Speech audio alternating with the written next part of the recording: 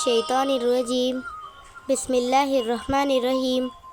सही बुखारी हदीस नंबर 842। मैं नबी करीम सल्लल्लाहु अलैहि वसल्लम की नमाज ख़त्म होने को तकबीर अल्लाहु अकबर की वजह से समझ जाता था। अली बिन मदीनी ने कहा कि हमसे सुफियान ने उमरों के हवाले से बयान किया कि अबू मअबूद इब्न अब्बास के ग़ुलामों में सबसे ज़्यादा काबिल एतमाद थे। अली बिन मदीनी ने बताया कि उनका नाम नाफिस था। बिस्मिल्लाहिर्रहमानिर्रहीम।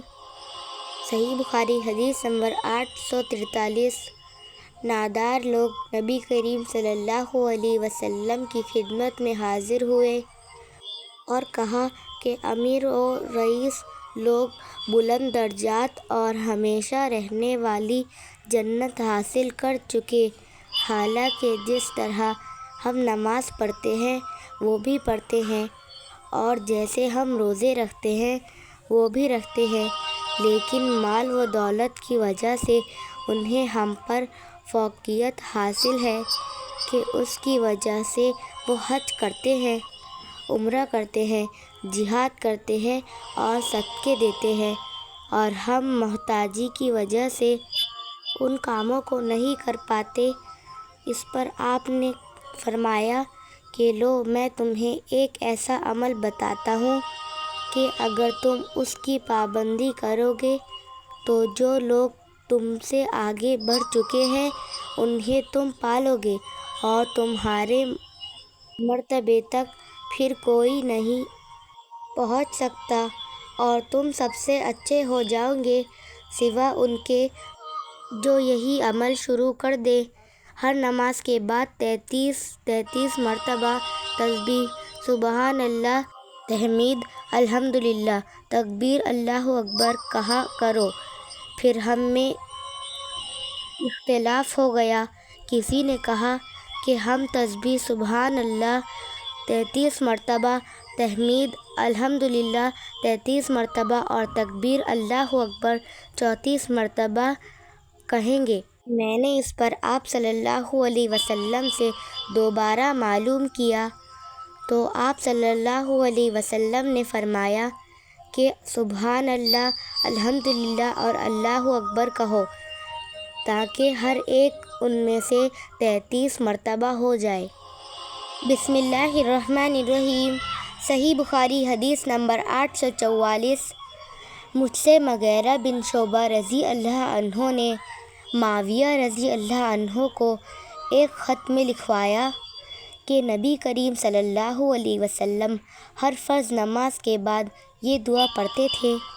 तर्जुमा: अल्लाह के सिवा कोई लायक इबादत नहीं, उसका कोई शरीक नहीं, बादशाहत उसकी है और तमाम तारीफ़ें उसी के लिए है। वो हर चीज़ पर कादिर है। ऐ अल्लाह, जिसे तू दे उससे रोकने वाला कोई नहीं और जिसे तू ना दे उसे देने वाला कोई नहीं, और किसी मालदार को उसकी दौलत व माल तेरी बारगाह में कोई नफ़ा ना पहुँचा सकेगा। शोबा ने भी अब्दुल मलिक से इसी तरह रिवायत की है। हसन ने फरमाया कि हदीस में लफ्ज़ जद के मानी मालदारी है। बिस्मिल्लाहिर्रहमानिर्रहीम। सही बुखारी हदीस नंबर 845। नबी करीम सल्लल्लाहु अलैहि वसल्लम जब नमाज फ़र्ज़ पढ़ा चुकते तो हमारी तरफ मुँह करते। बिस्मिल्लाहिर्रहमानिर्रहीम। सही बुखारी हदीस नंबर 846। नबी करीम सल्लल्लाहु अलैहि वसल्लम ने हमें हदीबिया में सुबह की नमाज़ पढ़ाई और रात को बारिश हो चुकी थी। नमाज से फ़ारिग होने के बाद आप सल्लल्लाहु अलैहि वसल्लम ने लोगों की तरफ मुँह किया और फरमाया, मालूम है तुम्हारे रब ने क्या फरमाया है? लोगों ने कहा कि अल्लाह और उसके रसूल खूब जानते हैं। आप सल्लल्लाहु अलैहि वसल्लम ने फरमाया कि तुम्हारे रब का इरशाद है कि सुबह हुई تو میرے کچھ بندے مجھ پر ایمان لائے اور کچھ میرے منکر ہوئے۔ جس نے کہا کہ اللہ سے فضل اور اس کی رحمت سے ہمارے لیے بارش ہوئی ہے تو وہ میرا مومن ہے، اور ستاروں کا منکر، اور جس نے کہا کہ فلاں ستارے نے فلانی جگہ پر آنے سے بارش ہوئی وہ میرا منکر ہے اور ستاروں کا مومن۔ بسم اللہ الرحمن الرحیم۔ صحیح بخاری حدیث نمبر 847۔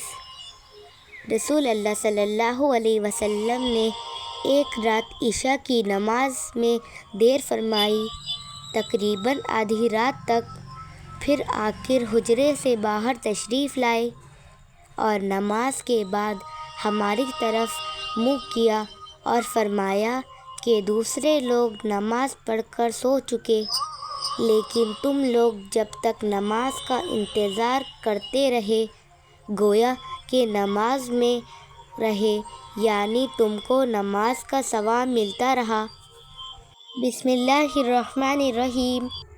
صحیح بخاری حدیث نمبر 848۔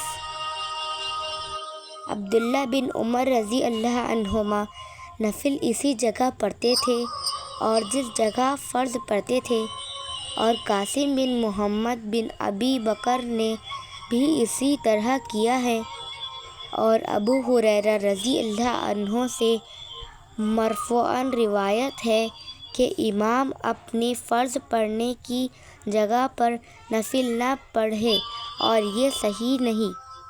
بسم اللہ الرحمن الرحیم۔ صحیح بخاری حدیث نمبر 849۔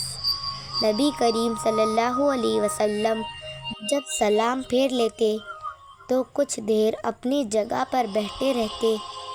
ابن شہاب نے کہا، اللہ بہتر جانے، ہم تو یہ سمجھتے ہیں کہ یہ آپ اس لیے کرتے تھے تاکہ عورتیں پہلے چلے جائیں۔ بسم اللہ الرحمن الرحیم۔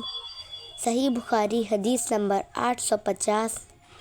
جب نبی کریم صلی اللہ علیہ وسلم سلام پھیرتے تو عورتیں لوٹ کر جانے لگتی اور نبی کریم صلی اللہ علیہ وسلم کے اٹھنے سے پہلے اپنے گھروں میں داخل ہو چکی ہوتی۔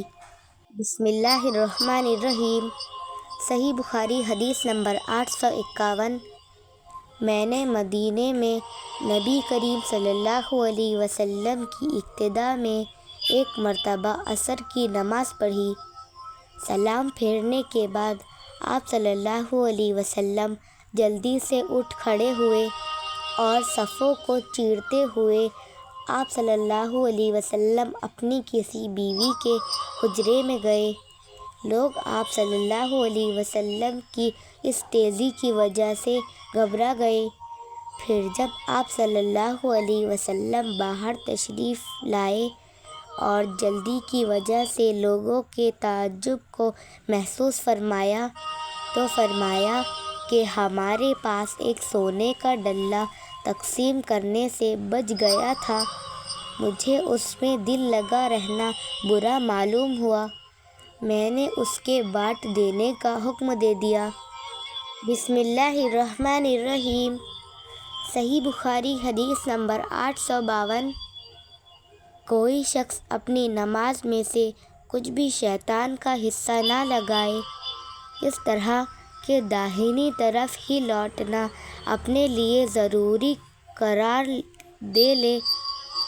میں نے نبی کریم صلی اللہ علیہ وسلم کو اکثر بائیں طرف سے لوٹتے دیکھا۔ بسم اللہ الرحمن الرحیم۔ صحیح بخاری حدیث نمبر 853۔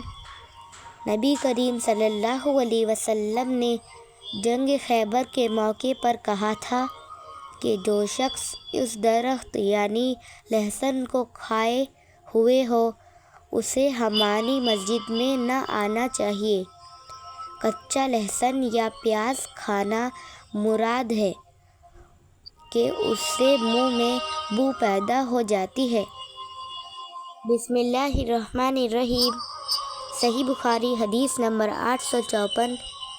نبی کریم صلی اللہ علیہ وسلم نے فرمایا، کہ جو شخص یہ درخت کھائے، آپ کی مراد لہسن سے تھی، تو وہ ہماری مسجد میں نہ آئے۔ عطا نے کہا کہ میں نے جابر سے پوچھا کہ آپ کی مراد اس سے کیا تھی؟ انہوں نے جواب دیا کہ آپ کی مراد صرف کچے لہسن سے تھی۔ مخلد بن یزید نے ابن جریج کے واسطے سے اعلانیہ کے بجائے اعلان تناً نقل کیا ہے، یعنی آپ صلی اللہ علیہ وسلم کی مراد صرف لہسن کی بدبو سے تھی۔